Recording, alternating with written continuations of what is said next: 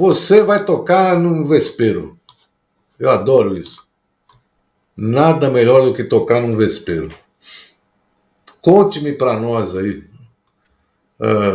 Hoje nós vamos botar aqui vamos falar um pouquinho sobre os porões da ditadura, né? De novo, né? Vamos falar sobre STM. STM é Superior Tribunal Militar, né? Vamos falar sobre Mourão. Conta aí para nós, Júlio. Quem é essa figura polêmica? Essa figura é o nosso general vice-presidente, né? Mourão, Hamilton Mourão, que é impressionante, né? Ele é aquele tipo de pessoa que não pode ver uma vergonha que ele já quer passar, né? E essa semana não foi diferente, né? Por conta de todos esses assuntos que vem vindo aí desde do 31 de março, né? A nota das Forças Armadas sobre o aniversário do golpe que eles chamam de revolução, né? E logo em seguida, Dia do Exército, esse caso dos áudios, né? Do Superior Tribunal Militar, e provocado a manifestação do general Mourão sobre esses áudios obtidos aí com autorização do STF pelo historiador Carlos Fico e que foram divulgados pela jornalista Miriam Leitão, né? Bem a propósito, né? Porque ela também esteve no assunto aí por conta das piadocas, né? Do Eduardo Bolsonaro, né? Então esses áudios foram divulgados pela Miriam Leitão no domingo, né? E nesses áudios, os militares do Superior Tribunal Militar relatam os casos de tortura durante os chamados aí anos de chumbos, né? Durante a chamada ditadura militar. E a manifestação do Mourão foi, como disse o ex-senador Cristóvão Buarque, né? Ela foi asquerosa e debochada. Por quê? Porque ao ser questionado, né, na segunda-feira, quando ele chegava lá no Palácio do Planalto, por jornalista, né, ele riu e disse que seria impossível investigar as declarações porque todos os envolvidos já morreram. Aspas para ele. Apurar o quê? Os caras já morreram tudo? Pô, aí caiu na risada, né? Vai trazer os caras do túmulo de volta? Não é isso, general. A tortura, como o senhor disse, não é passado. É história, mas não é passado, sabe? Porque enquanto nós tivermos um presidente da República que já eleito afirmou que o regime militar deveria ter matado mais gente e tece loas, elogios, até hoje, ao brilhante Ustra, né?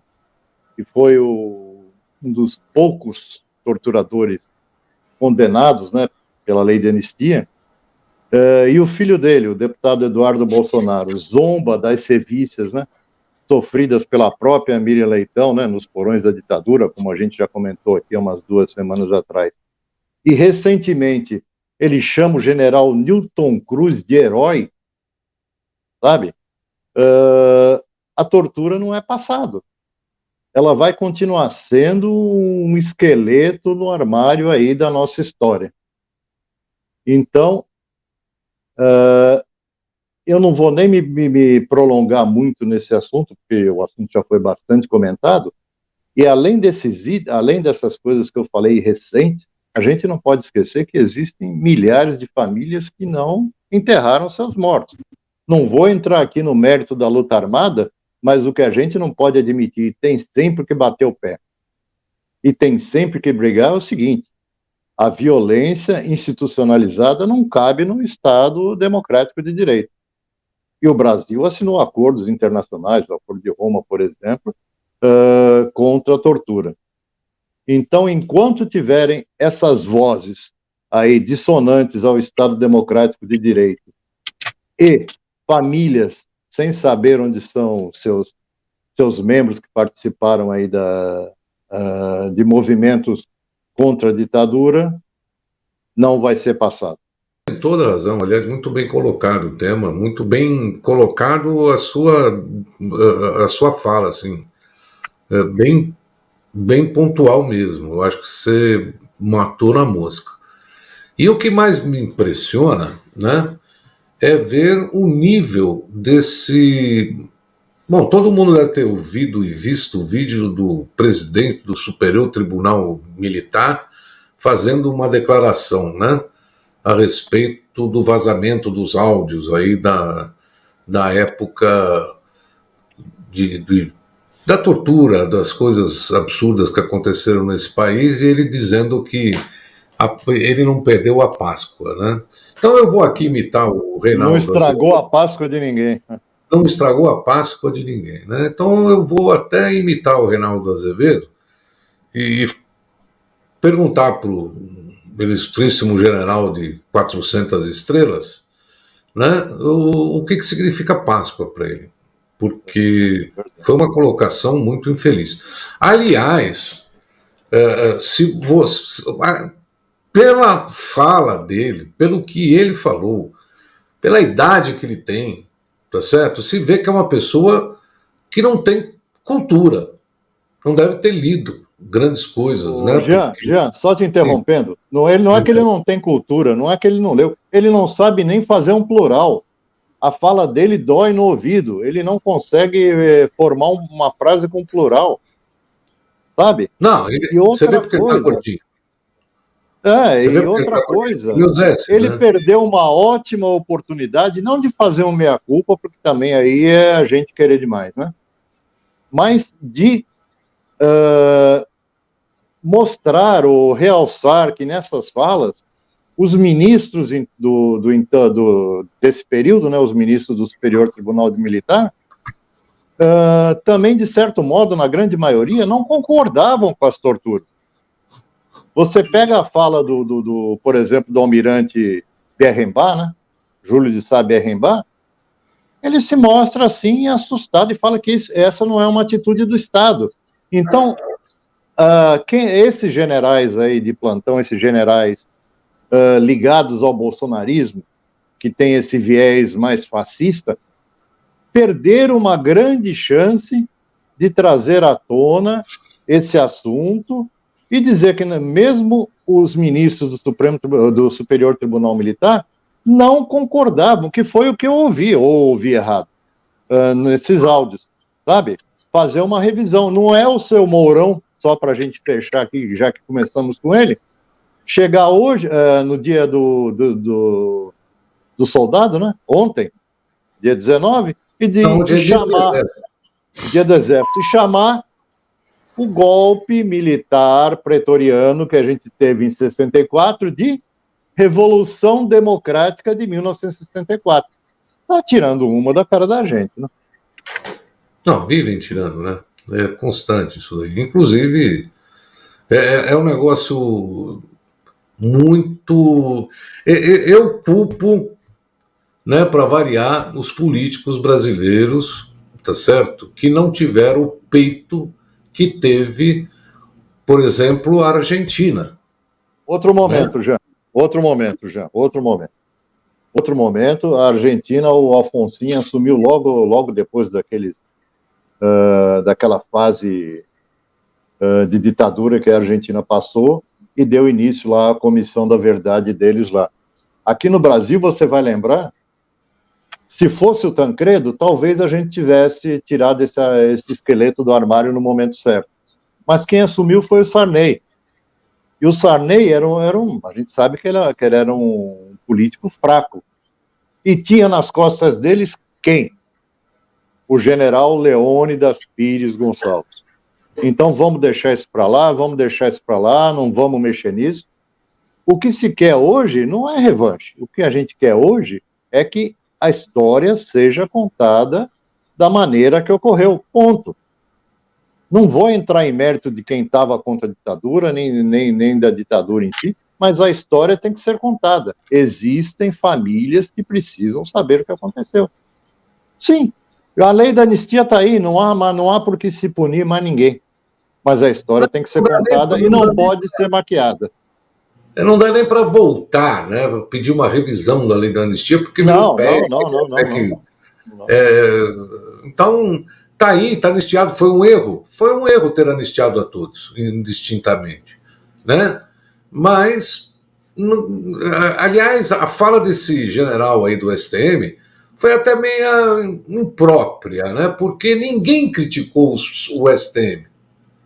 Tá certo? Os áudios não foram no sentido de crítica.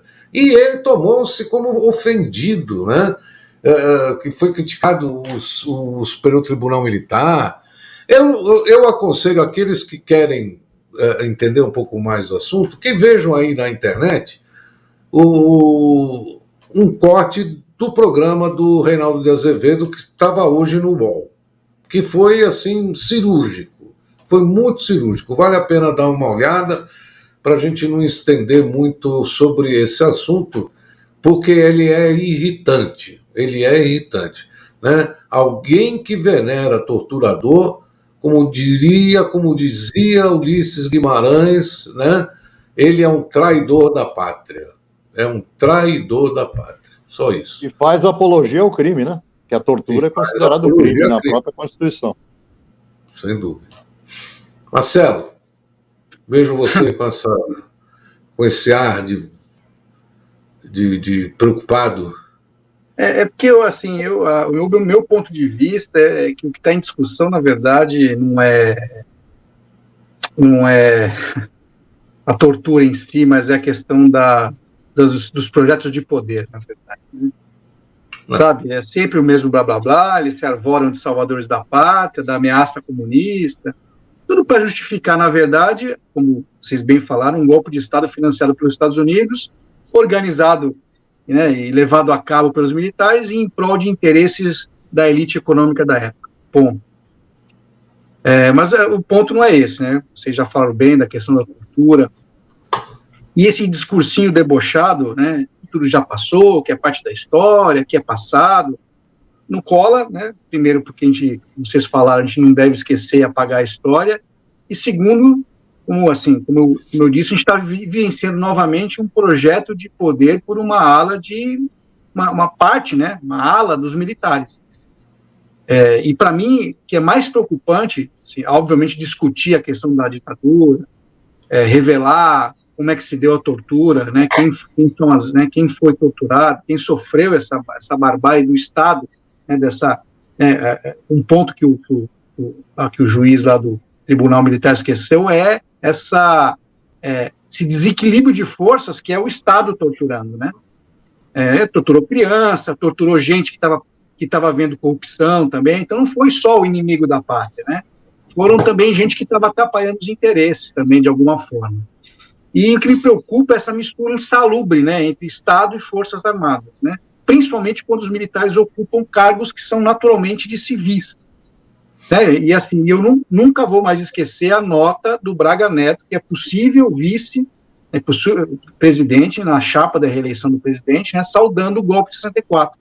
Aliás, eu não sei se vocês se atentaram, na cerimônia de posse do novo ministro da Defesa, que substituiu o Braga Neto, o presidente disse, abre aspas, vivemos um momento onde há decisões que em última análise, fogem do campo político e vêm para o campo militar. Continua.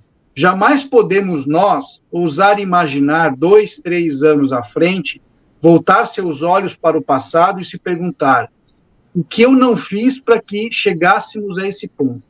Certas coisas não se conquistam para sempre. Isso se dirigindo aos comandantes militares.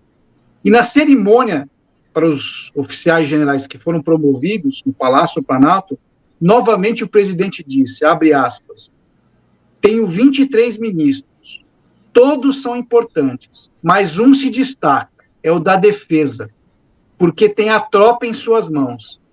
É o que, em última análise, poderá fazer o país rumar em direção à normalidade, ao progresso e à paz. Veja, e não contente, ontem, na cerimônia de comemoração do Dia do Exército, ele afirmou que, abre aspas novamente, as Forças Armadas não dão recado. Elas estão presentes, elas sabem como proceder, sabem o que é melhor para o seu povo e o que é melhor para seu país. Senhores, se esses não são convites ao golpe, eu não sei o que são. Para fechar meu comentário, pelo menos para mim, é absolutamente inadmissível apoiar qualquer governo ou candidato que faça apologia da ditadura militar e simpatize com torturadores. É isso aí. Perfeito. Então, perfeito, Marcelo. Eu acho que todos nós compactuamos, né, com a sua colocação. E mais, né? Eu vou um pouquinho mais além. Eu acho que todo aquele ser pensante, né, que tem mais do que 2 neurônios, né, e que ainda acha que esse tipo de governo vai resolver algum problema no Brasil, esqueçam, não existe, né? Um cara que tem como seu ídolo um torturador e fica a cada 2 minutos, né, apregoando um golpe, não dá. Eu realmente eu acho. É o que eu disse para meus amigos. A economia poderia estar bombando, poderia estar tinindo, que eu, pelos meus princípios, não daria meu voto para um cara que defende tortura. Entendeu? E não é o caso, que a nossa economia está, não vou nem falar o palavrão, mas está o que está aí, que vocês estão vendo. Entendeu? Obviamente que muitos vão falar assim, mas foi a Covid. Se a gente olhar com cuidado os números, a gente vai ver que, obviamente, tem lá, a Covid tem a sua culpa, mas tem uma parte de incompetência também e de erro na condução da política, porque nós, inclusive, já abordamos aqui em outros programas. Então, assim, eu realmente, para mim, é inadmissível apoiar um cara que defende, ou que pelo menos menciona coisas como essa. Marcelo, só para a gente não terminar com um clima aqui meio pesado, eu acho que a gente tem que ter um pouquinho de fé naquele ditado que diz assim que cachorro que late muito não morde, né? Cão que ladra não morde. E o Bolsonaro é um cachorro que ladra muito. E a gente já viu em setembro do ano passado, sem contar aqueles atos antidemocráticos lá do começo, né, que falava de intervenção militar, constitucional, quer dizer, uma figura que não existe. Né? Fechar Congresso. Ele tentou, a gente sabe disso, por conversas de bastidores, por vários articulistas falaram sobre isso. Em setembro ele tentou em Brasília, tentou em São Paulo, foi correndo com o rabo entre as pernas, pedir para o Temer fazer aquela carta ginasiana, né, aquela carta ridícula, chamando o ministro Alexandre de Moraes de professor, de jurista, tal, depois de ter falado dos maiores absurdos. Eu não sei o que está acontecendo agora, nesse momento aqui que a gente está conversando, mas eu acredito que todas as bravatas aí em relação àquele deputado Brutamontes lá que está sendo julgado agora pelo Supremo, também ficou só na bravata mesmo. Porque a gente sabe que foram convocados aí os bolsonaristas mais raiz, mais radicais, para fazerem alguma manifestação lá na Praça dos Três Poderes, enquanto estava acontecendo o julgamento, mas me parece que não aconteceu nada. Então, eu ainda tenho uma esperança que exista dentro do Exército uma parte da tropa mais sensata. A gente sabe que tem generais aí como Santos Cruz, como o Rego Barros, né? Gente que teve dentro do governo, e acho que eles têm alguma influência, sim. Eu acho que a pressão maior hoje em cima do presidente, por parte do Exército, são esses 8 mil cargos aí que ele tem, né? São os generais que estão de boa. Quanto a isso, mas eu vou ficar aí. Eu tenho um cachorro latindo no fundo aí, esse também não morde. Esse eu não garanto muito, mas tudo bem. Ele está muito. Até ele fica revoltado com essa história, você entendeu? Quando ele ouve esse tipo de coisa, ele começa a latir e vá. Ele tem mais inteligência do que muitos aí que a gente conhece. Mas tudo